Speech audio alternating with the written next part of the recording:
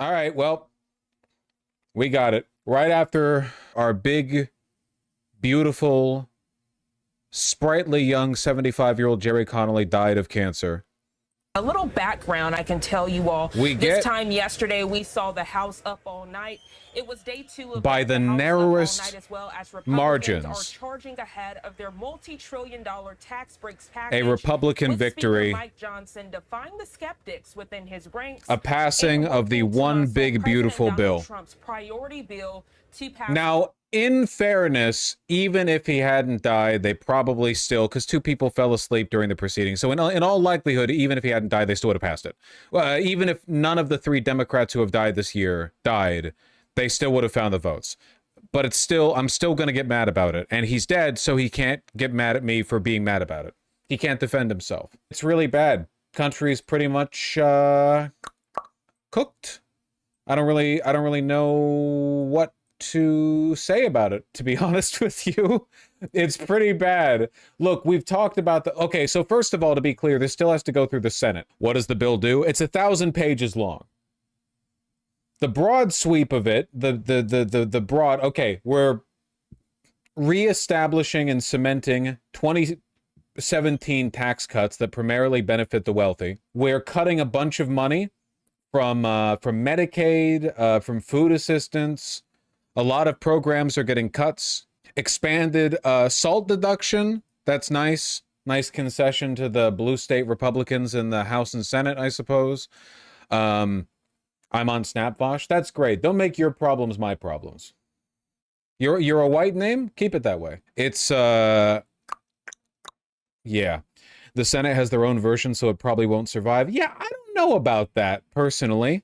I don't know about that. It feels like we're kind of in the end game. Something like 13 million people are going to lose their Medicaid. Something like 10 million people are going to lose their food assistance.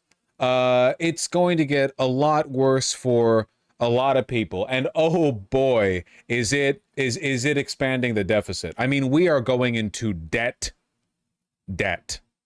with this one. I mean, let's just read off the extend tax cuts enacted during Trump's first term. That's great. An array of new tax write-offs, but only while Trump is president. This is a classic one. You balance the budget initially such that you get these benefits, but they only last as long as is politically necessary. Past that point, it expires. Hey, do. Oh, yeah. No, thank you for reminding me. I think somebody linked the Aaron Reed article earlier, but any adult trans people who were interested in getting gender-affirming care, got bad news for you.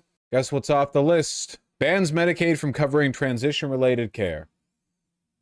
Doesn't matter what doctors say, whether it's considered life-saving, how expensive it is, whatever, it doesn't matter. Yeah, not just Medicaid, all ACA providers. No kidding. The bill would also prohibit marketplace plans available under the Affordable Care Act from covering transgender care as an essential health benefit. They hate you trans folks so much. Hey, true, but keep in mind, lots of innocent cisgender cinnamon rolls who are going to get caught up in this one too, folks. Okay? They do hate everyone. Trans people are down on the rung, but we're all being sort of slam dunked into the pit with this one. Expanded SALT deduction, that's great. Money for mass deportations and a border wall. Huge amounts of money being pumped into the Department of Homeland Security and the Justice Department, likely because those are the two federal agencies that have been brown-shirting the most aggressively since Inauguration Day. I still think the reason why the FBI isn't covered in this is because the FBI is full of, for the most part, seasoned and respectable professionals. Not saying they're good people, but professionals who don't like being bossed around by retards. Whereas Pam Bondi has a lot of power just as head of DOJ. And also, ICE was already full of morons, so it's fine. Like, you know, the Department of Homeland Security was very easy to weaponize because everyone in the department was already a rabid fascist. A much higher budget deficit. Oh, baby, look at this. All these tax breaks and other spending come with a major cost. Congress's nonpartisan fiscal scorekeeper, the Congressional Budget Office, estimates the bill's tax policies alone will add nearly 3.8 trillion to the federal deficit. Yep. So just wait. Listen, okay? We're going to be coasting easy until inevitably we default on our debt, at which point the world will end.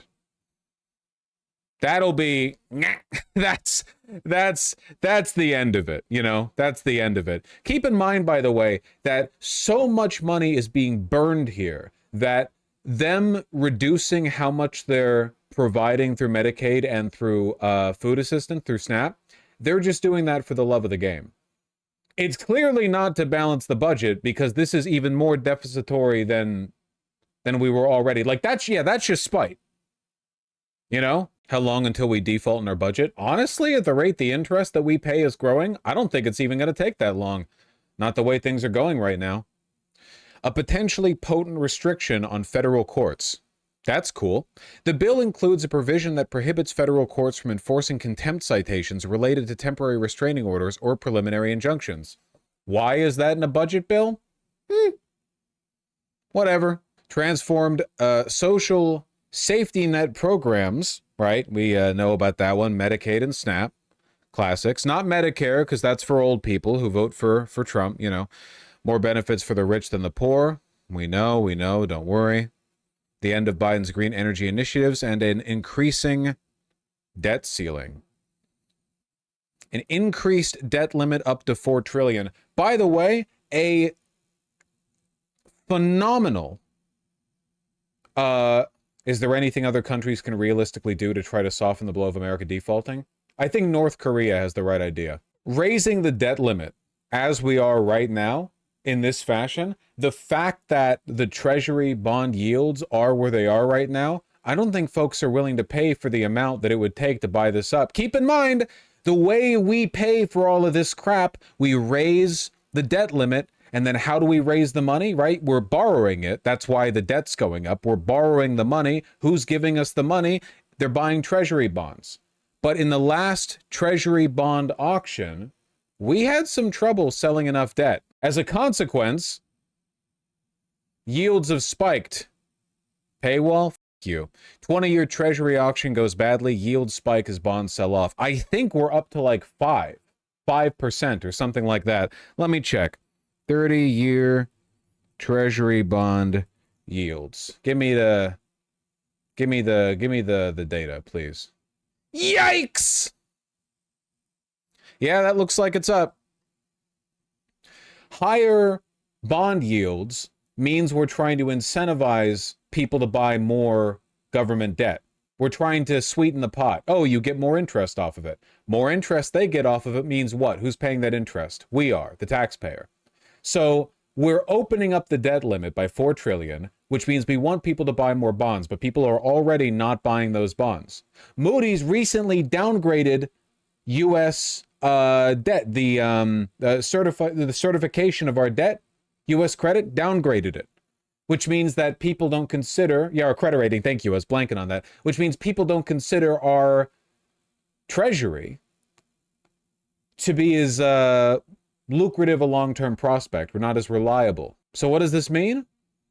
Well, in order to continue selling the treasury bonds that the government will need to in order to raise the money that it needs to spend, it's going to have to hike up the yields even further, which means that the interest payments are going to be even greater, which means, let me bring out my favorite recent chart, if I may. This lovely trend can continue. That's how much we spend on our interest payments. It's a lot. And we will be spending more on our interest because we're considered less trustworthy. Is that adjusted for inflation? Yeah, I believe it is.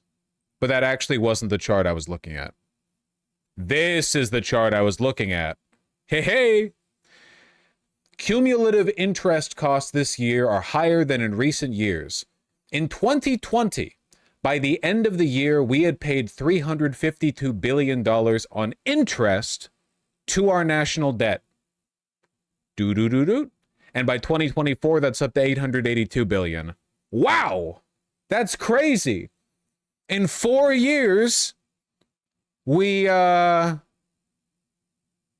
multiplied the interest that we pay every year by 2.5. The trend's going up. This line's going to keep going up. Anyway, eventually we might have to default in our debt, at which point, I hope you like squirrel meat. I hope you like cannibalism. I hope you enjoy Road Warrior, Mad Max style shenanigans. Okay?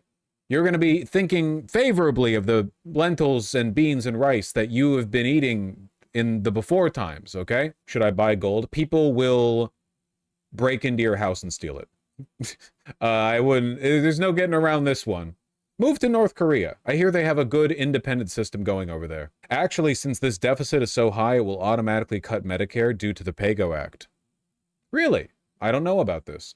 It requires Medicare sequestration at this level, so it will be cut without Republicans writing it explicitly into the bill. Really? Okay, so it might just like actually be over. Right?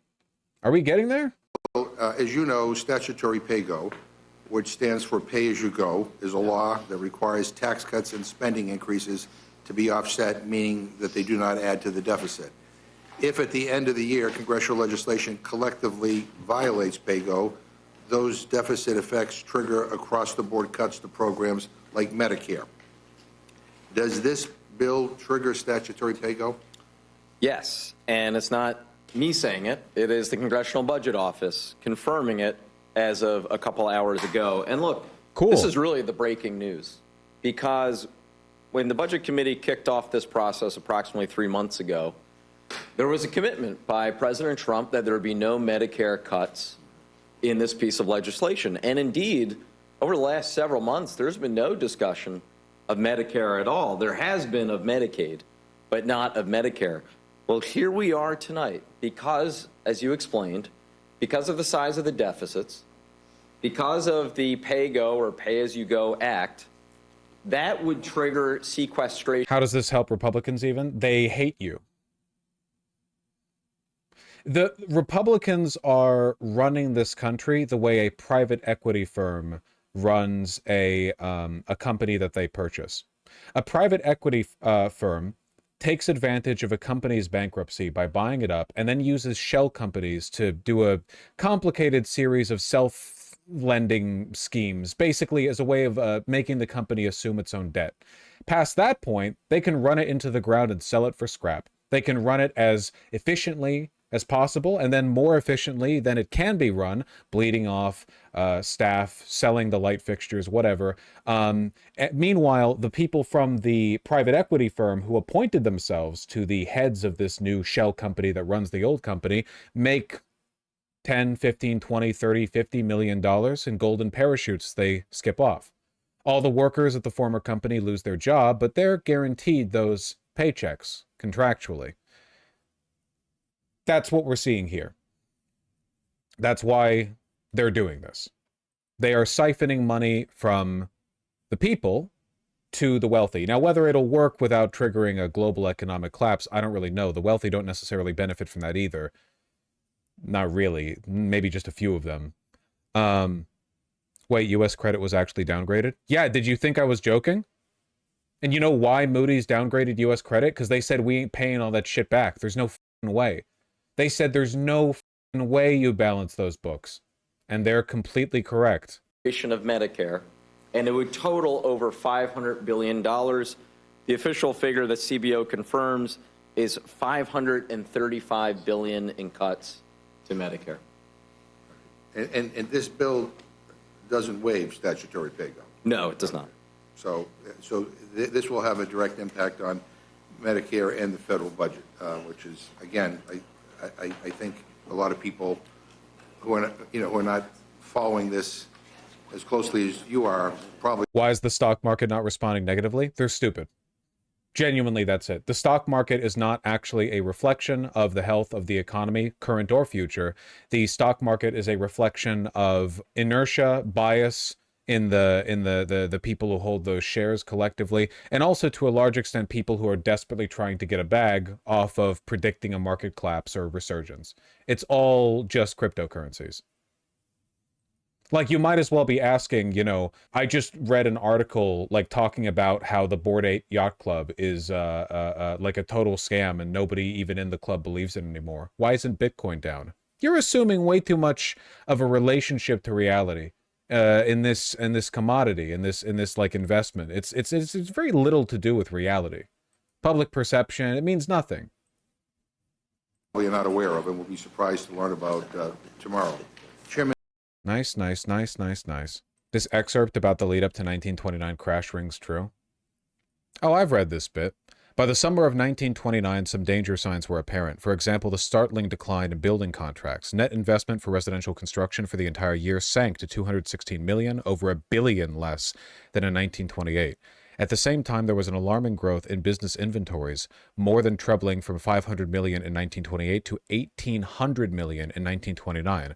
Concurrently, the rate of consumer spending was slackening. It had risen at a rate of 7.4% in 79-78, but slowed to an inauspicious 1.5% in 27 to 28 versus 28 to 29. By midsummer 1929, these developments began to be discernible in production and price indexes.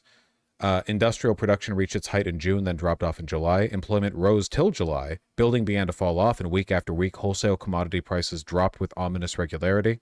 In August, the Federal Reserve Board strengthened deflationary tendencies by finally agreeing to raise the discount rate to 6%. But the stock market, riding on the impetus of half a dozen years of steady increase, paid little attention to the indexes. Does this sound familiar to you at all? Early in September, stock exchange price averages reached their highest point of all time. AT&T was up to 304, General Electric up to 396, having more than tripled its price in 18 months. By the beginning of October, brokers' loans, an index of margin buying, topped the 6 billion mark. Business leaders, meanwhile, competed with each other in expressions of optimism, and Washington displayed no concern. So, just keep in mind, man, the economists, right now, the economists are talking about all of this, but DC doesn't listen to economists. They don't, and they never have.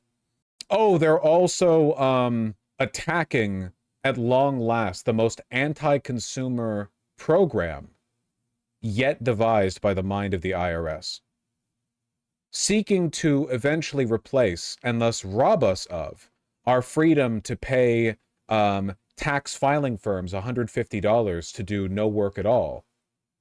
The IRS created the Free File program that allows every American to, for free, file their own taxes. But don't worry, Republicans are on the case. Regardless of zip code. In addition, we are bringing an end to the unauthorized, wasteful, and redundant IRS direct file program, which directly contradicts taxpayers' best interest. Your best interest is to pay TurboTax $150. H&R Block? I don't know which lawyers got, or which lobbyists got to him specifically, but is years in the making, and we now have the opportunity to deliver on the job Americans elected us to do in a fiscally responsible way. Very good. I wonder how much he was bought for. Very, very good. The Trump administration's line for the deficit is basically to say, as long as the economy grows, we're good. That is the overriding like modern neoliberal logic, which is essentially that you can run this up as much as you want as long as the economy as a whole grows. It doesn't matter because your tax base continues to grow.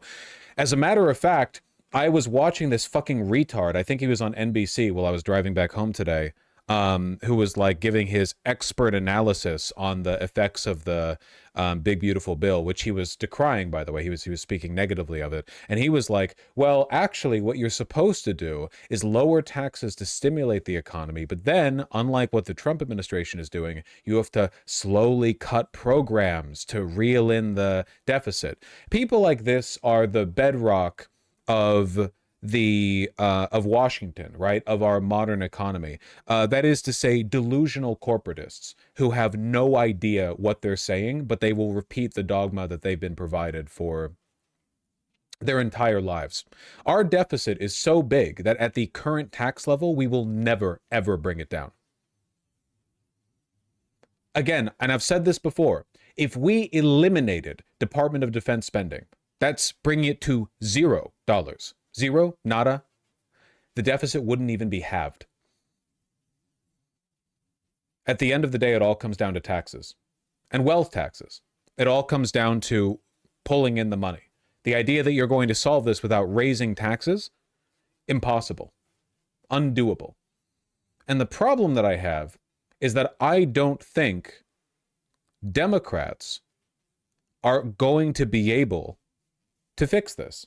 I mean, obviously, they can't fix anything, right? But like, this problem, this deficit might be so bad at this point that the degree of tax raising or like wealth busting you would have to engage in are beyond their purview. They're not capable of it. The voters would not allow it, I think. Yeah, to an extent, I think that's true. You would need like an overwhelming public mandate. Is it Jover? It might actually be, yeah. We're running out of options for ways of dealing with America's falling credit rating, our debt, our deficit, the interest that we pay. It seems like, and don't get me wrong, this is an extremely solvable problem if you just tax people and don't engage in monetary policy that allows trillions to be hoarded in offshore accounts invisible to the IRS. Okay? This is doable. If there was one really smart IRS guy who was like, listen, just give me the power and I'll fix it, he could fix it. But we don't have that guy, and we never will, because nobody's going to give him that power. You understand what I'm saying? This might actually be it. I thought I saw a wealth tax could bring in $3 trillion over a decade. $3 trillion over a decade. Do you have any idea how little that is? Do you know what our deficit is right now? Projected deficit for 2025. The projected deficit is roughly 1.9 trillion. That's projected. We'll see what that actually ends up looking like. And also, you need to figure and by the way, if we tax enough to meet that deficit, congratulations, we're still paying $1 trillion a year in interest. That just stops increasing the debt. Do you understand? The numbers here are mind-boggling. And all of it is because they have allowed this economy, this economy has been constructed to siphon wealth from the poor to the wealthy. And they deliberately designed it that way. Reagan, with his Reaganomics, with his restructuring.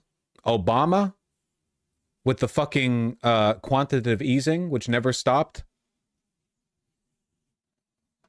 The Fed will literally always be solvent. It's all just an IOU. Also, the deficit is just private savings. You have no idea. You have no idea. You MMT motherfuckers. You have no idea what's coming. You have no idea. Are we talking about Great Depression or the apocalypse? I feel like the United States defaulting on its debt would actually be more apocalyptic than the Great Depression by a pretty significant margin. Like, I don't think anyone's like written out. I don't think anyone knows what exactly it would look like, but I think it's reasonable to assume it would be worse than the Great Depression.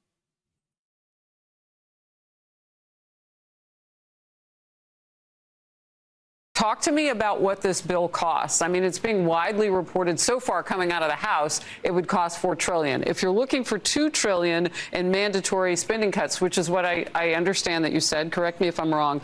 So, but that doesn't get you down to a lower number.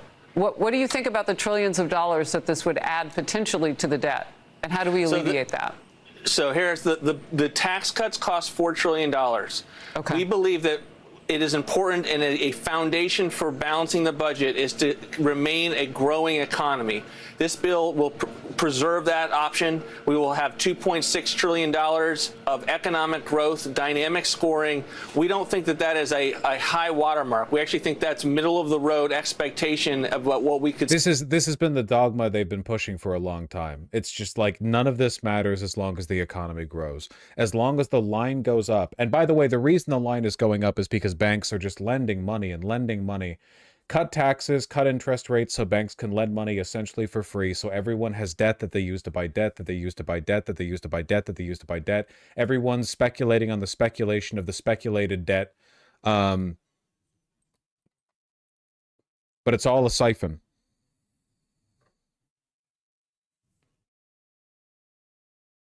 See, and then the remaining amount is $2 trillion of the mandatory reforms pays for what the economic growth does not get us all the way there with. And so we are... Jesus. Japanese government official accidentally said in a hot mic that the U.S. bonds are worse than Greece. Yeah, there's probably some truth to that. Also, when Greece collapsed, it was like a problem for Greece and the region. When America collapses, it's going to be like a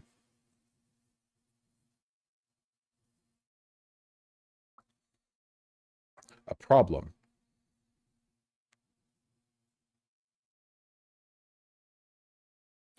Dumb question, but how's it still working? The only reason it still works right now is because, in spite of everything, people still believe that the United States government is going to be able to pay back the debt that it owes and the interest on that debt, both the interest and the principal. And the way we pay it off is by selling new debt at higher interest rates. It's an exponential problem. Like, imagine the difference in terms of credibility between the bank offering you a $30,000 loan so you can get started on purchasing a car or something, because we do that now through like car specific loans, but let's just say you're going to the bank for it because we're in the olden times or something. Okay. Let's say you do that, right? And your credit score looks good. Well, they wouldn't have had a credit score back then. You have a good credit history is what I mean to say. Okay. You are considered a trustworthy person to receive loans. Now imagine that you're going up to the bank and you're asking for a loan, and the bank is like, didn't I see you here last week? You still owe us money. And you say, oh shit. Yeah, no, I have that money. I borrowed it from the other bank down the street. And I got that money from borrowing it from that bank further down the street. And I got that money from borrowing it even further down, et cetera, et cetera. So my total amount of owed debt is now like $50 trillion. But as long as I keep running in a circle and borrowing from banks and leveraging the money that I have now to borrow against, I can keep giving everyone in the circle their money back eventually until it scales beyond the point where any of these banks trust him. Eventually, one of those banks is going to go, no, we're not doing this anymore. We're not enabling this cycle. And that's when the global economy collapses. So it's a Ponzi scheme? Essentially, yes. Dumb question, why can't it just go on forever? Well, it can if you listen to MMT theorists. No, I'm sorry, they're just very annoying online sometimes. It can go on for a long time, but only as trustworthy as you are. The reason the United States has been able to get away with this is because we are as Messiah you just said, the global hegemon. We're literally top dog in the world. If any other country on earth had tried to do with their debt, with their spending, what we do, no chance. And other countries have tried, by the way. Other countries have tried. We've seen like this same speculative bubble. This has happened in other countries before, but we've allowed it to skyrocket like out of control. And to a large extent, that's because we have Wall Street. We have enormous amounts of money. We have the global reserve currency. And guys, don't you think it makes the US dollar a lot more trustworthy in the long term that we have a global reserve currency? Like, think about it. Every country on earth holds US dollars. They have to in order to like trade internationally. So everyone's invested in our currency. So it has to be trustworthy, right? Right? It's not like that with everything. You can go find currencies in Latin America, Africa, Southeast Asia, whatever, where it's like, yeah, that's their local currency. But would you be willing to invest trillions of dollars into the long-term financial security of Thailand? Maybe a few million, maybe a few billion. Would you be willing to invest 36 trillion? Probably not. You don't know. You don't know what's going to happen.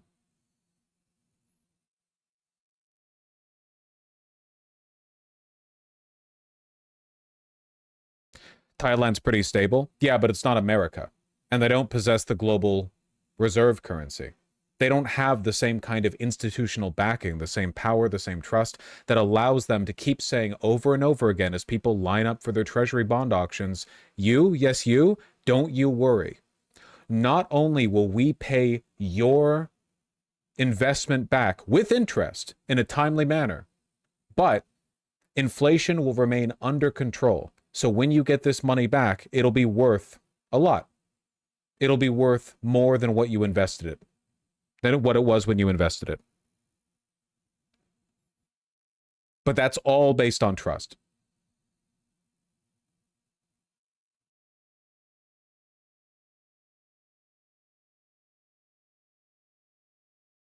Is now a bad time to move out of my parents' house? Depends. Do they have a job?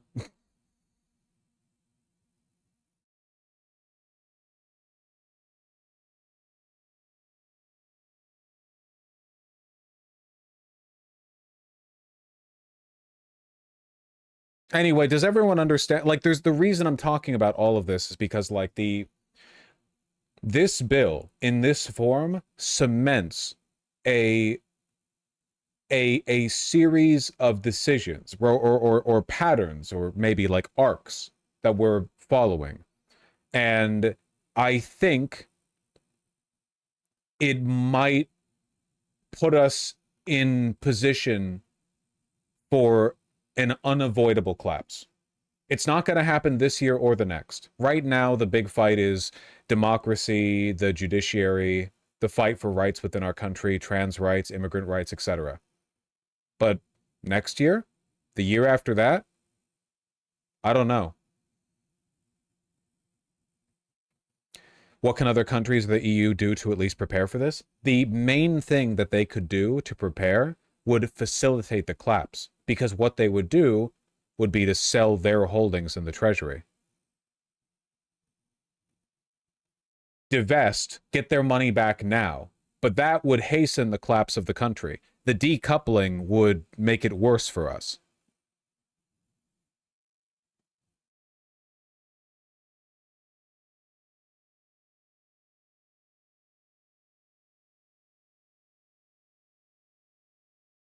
Could the EU and China coordinate on this? Sure, but it would be like a backstab.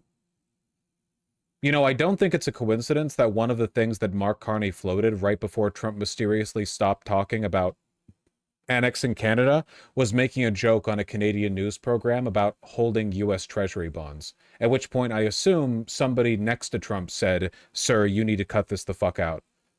Because right now our bond market is in such a fragile position that all it would take is one or two nations dumping the $500 billion, full trillion, whatever they have, to blow us the fuck up. Because then we would be on the hook for more debt. We'd have to pay it by borrowing more. We'd have to open up additional markets.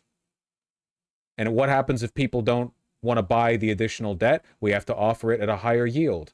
How high of a yield? 6, 7, 8, 10, 20?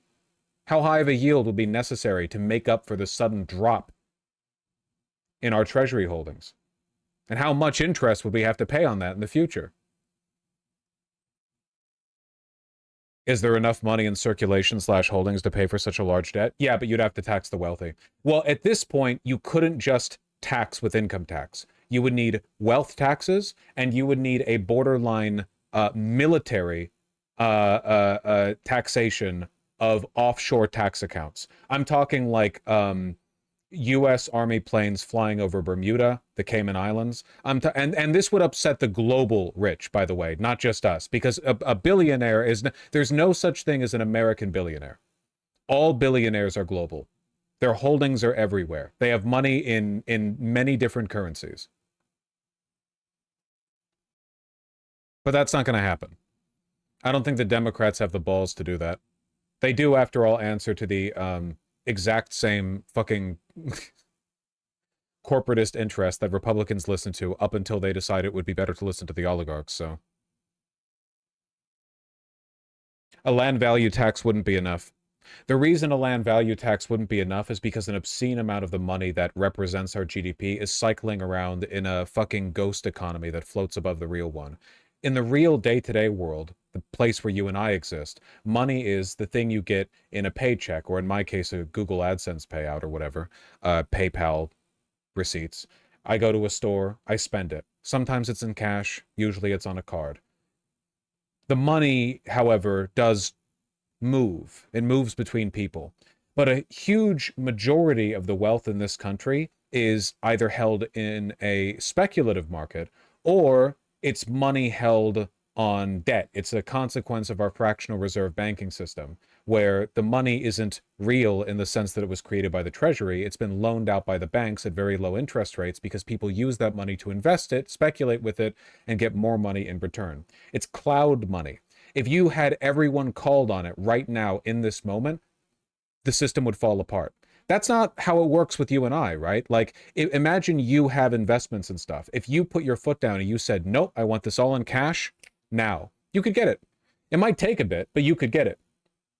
Your house, your car, every non-liquid asset, you could dissolve it and you could have it in a liquid form. It might take a bit, but you could do it. That is not the case with the majority of money in our economy.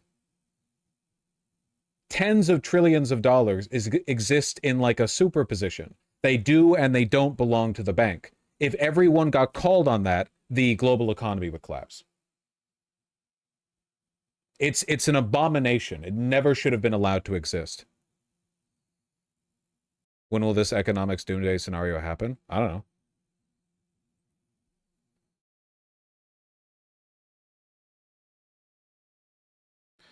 Should interest just straight up not exist? Honestly, I'm trending towards that, yeah. I'm genuinely, like, the more I'm reading, like, snippets about monetary policy, I'm starting to think, like, oh, by the way, you all know I'm a socialist, right? So when people are like, what, you think interest shouldn't exist? I'm like, wait, that's not even the most radical thing, I believe.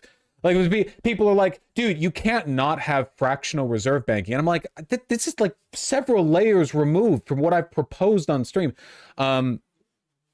But no, genuinely, it seems like, I mean, leaving aside the fractional stuff, it seems like at a base level, like if you loan money, you need to have the money that you loan. Like you can't, like the fractional stuff, I don't even like speculation. It seems like as time has gone on, like, dude, there's no money to be made in commodity production anymore. All commodity production has been streamlined to an obscene level. If you want to make money off commodity production, have fun with your, like, pop-up vintage clothing store or something, or commodity sales or whatever. The real money is on speculating on commodities. This is the reason why somehow billions of dollars move through construction firms. What gets built? No, I mean it. What gets built? You can go look at photos of New York from the 1930s and 40s and see what looks like a city being raised in years. Meanwhile, we have a housing crisis in every state in the fucking country, almost. And more money than ever is circulating in construction. Where is it going?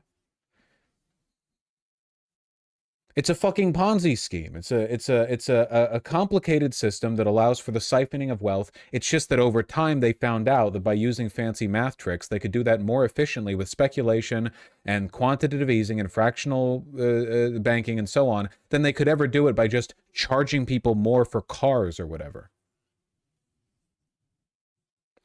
New York wasn't built with real money either. It was huge amounts of debt. First of all, being in debt doesn't necessarily mean the money isn't real. You're conflating two things. Second of all, wow, nice to see that debt was used to actually build something, as opposed to nowadays when corporations accrue billions in debt so that they can lend it out themselves or invest it. I mean, fuck, at least there the debt was building something. You borrow money, build a road. Now it's borrow money to lend the money so the person lended to can invest it and make 0.1% more than they're paying in the interest in the loan, which is why everyone wants fucking Powell to lower the interest rate. Now it's all shell companies selling to other shell companies and fucking financial bullshit mergers. Nothing's real anymore. They built New York and paid for it with the Great Depression? No, they didn't. The Great Depression was caused by reckless Wall Street behavior, not by construction. It's all finance. It's evil. It's all evil, dude. They kept building through the Great Depression because the Great Depression represented a financial collapse. The real world keeps a chugging, man. We've let so much of our economy get pulled up into this fake fucking math game. Where people like Warren Buffett, who become insanely wealthy, not by building or selling things, but by being good at having money. Wait, he sold insurance? That shit ain't real. Insurance is gambling.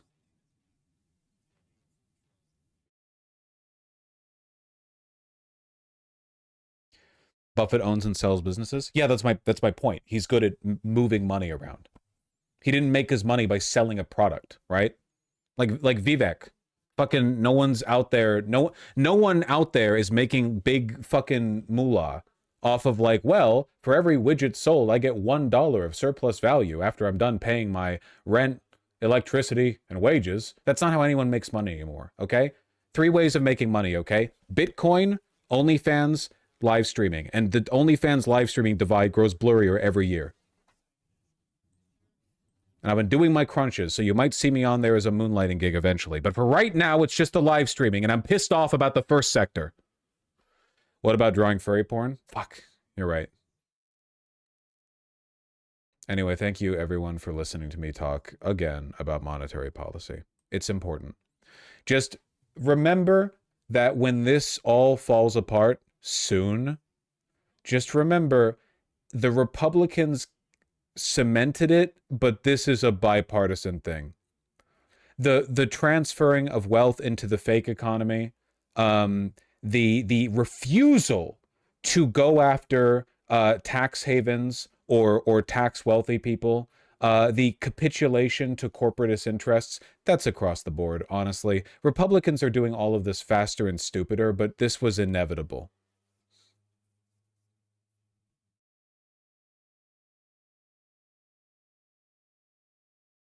By the way, Warren Buffett's convinced a huge crash is coming. Yeah, and he knows his shit.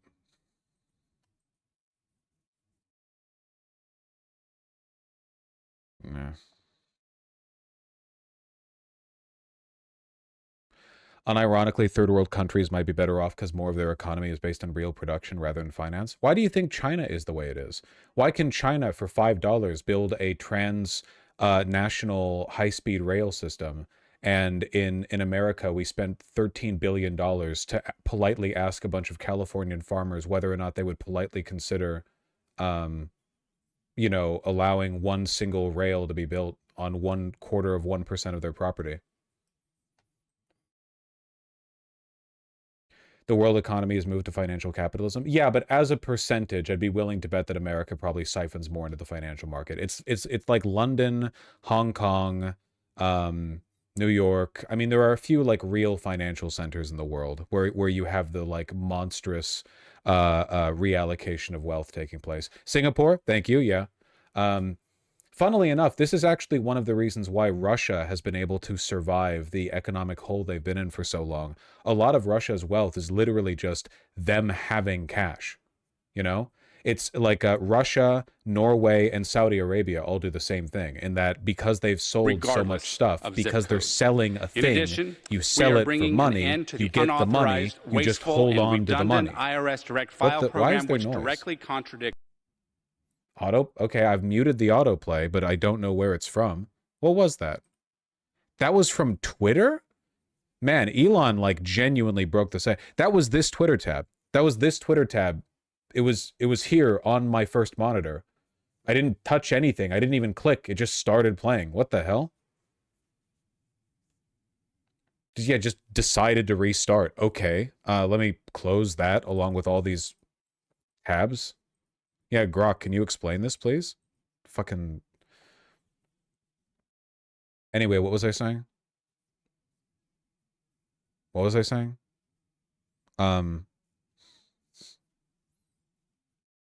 Russia cash. Oh, yeah, one of the reasons Russia's been able to survive so long is because a lot of their wealth has been held in actual, literal at real wealth, right? Like Russia just had money. Like the US government doesn't have money. It accrues debt, right? Saudi Arabia has the same thing. Norway. We need to go back to that, man. We need to go back to mercantilism. We don't need to go back to mercantilism. It is crazy though that like it's considered strange for a government to have a savings account. I'm not saying it has to be all the money in the world. They should spend a lot of it back on society. But it is kind of crazy that the only mechanism the government has for raising the money that it needs to spend for its budget is by selling treasury bonds. Like like there's really no like there can't be like any like surplus, any buffer a little bit, you know, like just a little bit. Like I'm not asking for much here. I just feel like it's kind of crazy that the modern economy is literally universally reliant on debt at every level. I know it's complicated. I understand, and because they create the currency, there's also an incentive for them to create, destroy, but like it's basically all wealth should be in doubloons. And on tax day, the government should have a big pile of doubloons that it brings in. And then when the social programs are paid out, you know, paid out for, the doubloons go out again. And that's how it should work, in my opinion.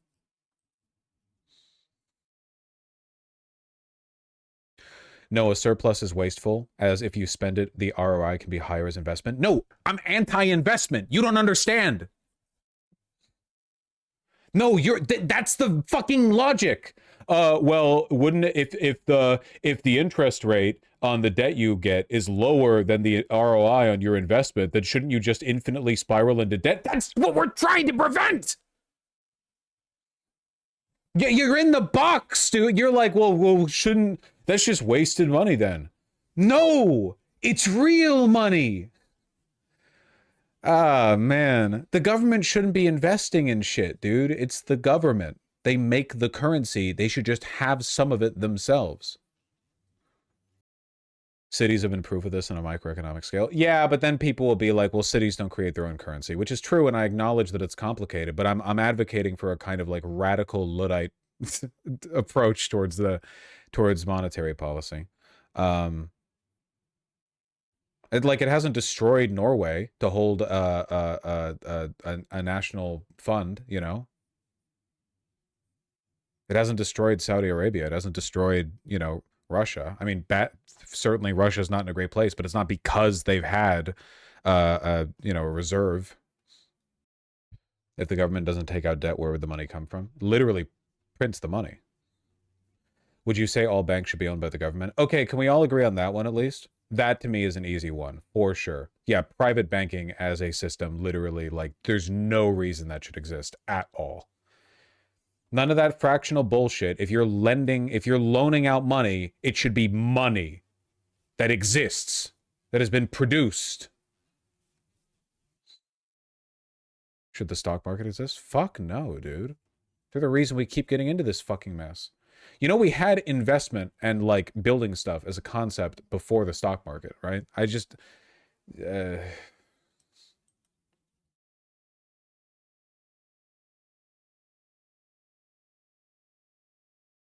when, how? I'm sorry, just out of curiosity, are you sincerely asking me how investment could have happened before the stock market? You have gold, and you come across a man who says, I would like your gold, and I will use it to build a foundry that I will then sell products from, and I will return your investment plus a small amount. The stock market is a very modern. Most trade was done with tally sticks, not gold. You people won't be satisfied by anything. Just you wait. It's been a week since I started reading monetary policy. By week 2, you fuckers are going to be getting lapped by me. Lapped!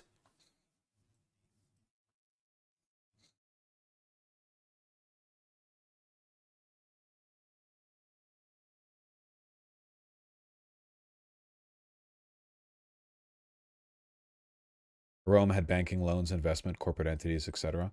Yeah, I mean, none of those things like require the existence of a stock market. It's speculation, man. It's fucking evil. Well, certain kinds of speculation. What if we return to the gold standard? I don't actually think the gold standard is the issue here. I think the gold standard is actually really bad. Because you want the Federal Reserve to have a lot of control over how much currency is being printed and how much currency is being destroyed through taxation. You want the Federal Reserve to be able to like expand to have a handle on inflation, right? You don't want to like arbitrarily go like, well, no, actually we're entering a deflationary period because all the like finite currency that we're spreading out is being like, you know, like a greater economy, more people, more business. And then once you have like a deflationary currency, you incentivize, you know, saving rather than spending, which is bad. You don't want that.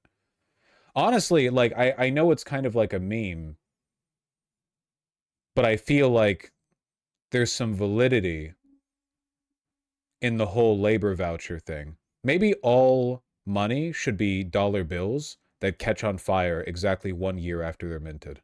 And then that way everyone's playing hot potato. They're like, fuck saving. Oh, the government's taxing my money? Whatever, it's going to burn to crisp in like 2 days anyway. You know, I maybe that's the way to go. Money needs to blow up like the tapes they used to talk to Tom Cruise in Mission Impossible. When new Roman emperors came to power and they changed the value of money, they legally mandated all people hand in their old money or you'd be executed. I think we should do that. I'm 100% in on that specific policy.